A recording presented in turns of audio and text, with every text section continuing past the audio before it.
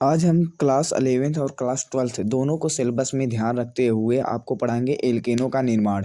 Class 10th और class 10th में हमें आईपीएससी ने पढ़ाया गया था, जिसमें हम पढ़े थे एल्केन एल्काइन एल्केन एल्का एल एल्कीन और एल्काइन, तीन पढ़े थे। और अन्य भी थे जो जिन्हें हम कहते हैं, जिन्हें हम क्रियात्मक समूह के नाम से भी जानते हैं। वो क्रियात्मक समूह के क्रम को याद करने से हमें बहुत बड़ा फ़ायदा होता है। ये फिलहाल वहाँ पर हमें नहीं जाना है। आज हम पढ़ेंगे एल्केनों का निर्माण।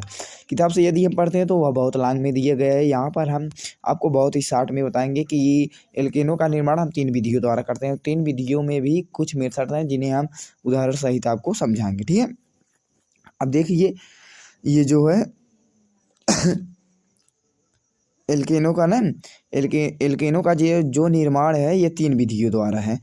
फर्स्ट विधि जो है वह है असंतृप्त हाइड्रोकार्बन से। असंतृप्त हाइड्रोकार्बन हम जानते हैं, असंतृप्त हाइड्रोकार्बन में का दो होते हैं। असंतृप्त हाइड्रोकार्बन वे हाइड्रोकार्बन होते हैं जिनके कार्बन परमाणुओं के मध्य डबल बॉन्ड या तो ट्रिपल बॉन्ड पाया जाता है, जिसे हम पिछली अध्याय में पढ़ चुके हैं। तो इससे निर्माण किया जाता है। और दूसरा होता है वसीय अम्लों द्वारा, और तीसरा होता है एल्किल हैलाइड से। अब एल्किल हैलाइड से अब पहले हम एक एक को करके पढ़ते हैं, ठीक है। पहले हम पढ़ते हैं असंतृप्त हाइड्रोकार्बन से। असंतृप्त हाइड्रोकार्बन को 2 भागों में बांटा गया, पहला एल्कीन से और दूसरा एल्काइन से, ठीक है। एल्कीन हमें पता है वे हाइड्रोकार्बन होते हैं जिनके कार्बन परमाणुओं के में डबल बॉन्ड पाया जाता है, जिसे हम एल्किल कहते हैं। एल्कीन कहते हैं उसे, सॉरी एल्कीन इनके कार्बन परमाणुओं के मध्य जो होता है ना वो डबल बॉन्ड पाया जाता है। और ये जो हमारे एल्काइन होते हैं, इनके कार्बन परमाणुओं के मध्य क्या पाया जाता है, ट्रिपल बॉन्ड पाया जाता है। और हमें यहाँ पता है कि ये जो सिंगल बॉन्ड, डबल बॉन्ड और ट्रिपल बॉन्ड होता है, यह क्या दर्शाता है, हाइड्रोजन की संख्या को क्या दर्शाता है, यह हाइड्रोजन परमाणुओं की संख्या को दर्शाता है, ठीक है। तो हम यहाँ पर इसके बारे में पढ़ते हैं, ठीक है। अब हम एल्कीन और एल्काइन से एल्केनों का निर्माण कैसे होता है हम आपको दिखाते हैं, ठीक है। ये देखिए, हम आपको अब बताएंगे कि एल्कीन और एल्काइन से कैसे हम इसका निर्माण करते हैं, ठीक है।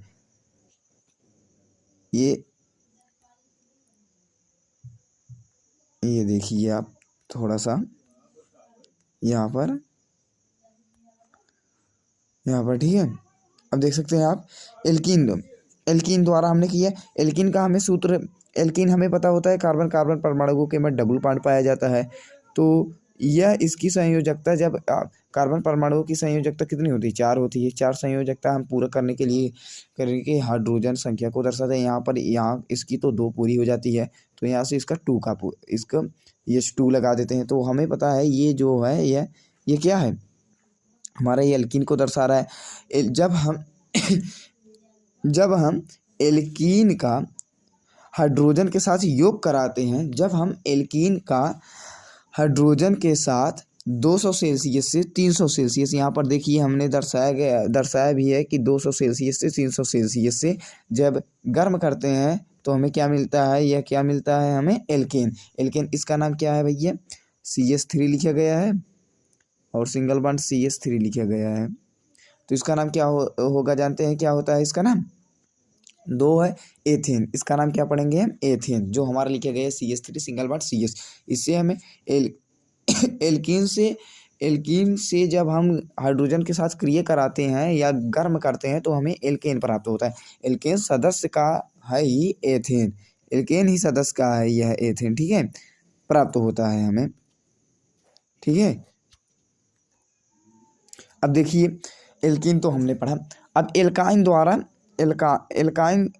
द्वारा जो होता है हम कैसे निर्माण करेंगे, एल्काइन के द्वारा, ठीक है। अब देखिए, एल्काइन के द्वारा हम कैसे एल्केन का निर्माण कैसे करेंगे, एल्केन द्वारा, ठीक है। एल्काइन द्वारा कैसे करेंगे, एल्काइन का हमें पता होता है C ट्रिपल बॉन्ड पाया जाता है, इसकी संयोजकता इसकी पूरी नहीं हो रही है, तो हम ट्रिपल बॉन्ड जब लगाते हैं तो CH एक एच से इसका यहाँ से पूरा हो जा रहा है, एक एच से यहाँ इसका पूरा हो जा रहा है। तो एल्काइनों का जब हम नवजात हाइड्रोजन के साथ गर्म करते हैं तो हमें क्या प्राप्त होता है, यहाँ पर एथेन प्राप्त होता है, CH3 सिंगल बॉन्ड CH3 प्राप्त होता है। ठीक है, यह बहुत ही सिंपल है। ये देखिए, जब हम इसका योग कराते हैं, ये जो हमारा C है, ये जो H है, एक बार इसके साथ अब क्रिया करता है, फिर एक बार इसको, तो ये जो है ना, इसको हम क्या कहते हैं, इसको हम पाई बंद कहते हैं। क्या कहते हैं? पाई बंद कहते हैं। और ये जो होता है इसको हम क्या कहते हैं,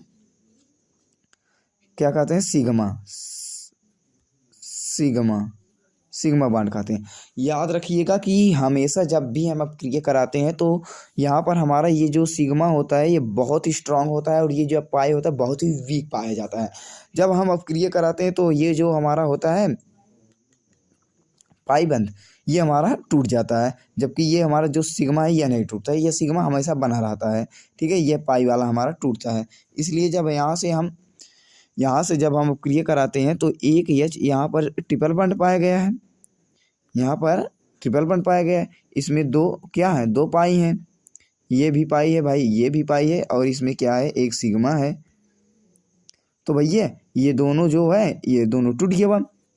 जब ये दोनों टूट गया भैया, तो भैया हमारे ई जोन हाइड्रोजन रहन इकैन भैया एन हमार परिवार रहन, हमार पूरा नाई होत बाटे, तो हम इनका अपन ले भाई। तो ई जोन हाइड्रोजनवा रहन, जब देखा भैया एक हाइड्रोजन यहाँ रहल न, इनके साथ एक हाइड्रोजन रहल, जब 3 ठे पूरा होत रहल, जब ई दोनों हट गया एक ही बचा ना भैया, जब यहाँ बचे तो इनहु साथे एक ही रहल। जब एक ही बचा तो इनकर संयोजकता हम बताया कार्बन की कितना होता है, 4 होते हैं। तो भैया इनकर एक ही पूरा भवा, इनहु के पूरा भव, अब एक बचा बा, 2 बचा बा, 2 बचा तो एक खियाँ खोस दे इनका भैया, एक खियाँ लगा सकत है, एक खिनाऊ कहीं लगा दे, एक खियाँ लगा दे। अब हम शॉर्ट फॉर्म में लिख सकित का CH3 सिंगल बॉन्ड CH3 लिख सकित कि ना। बीच में बचा कौन बंध बचा बा भैया, आप लोग बताओ थे कौन बचा बा? हाँ, कौन बंध बचा बा? सिग्मा। इसी हमारा का हुई बा, एल्काइन का निर्माण हो गया एल्काइन द्वारा। ठीक है, किसके द्वारा आ गए? इसके द्वारा हमारा निर्माण हो गया। अगली वीडियो में हम बताएंगे वो 80 अम्लों से कैसे इसका निर्माण किया जाता है। ठीक है, इतने के लिए आज धन्यवाद।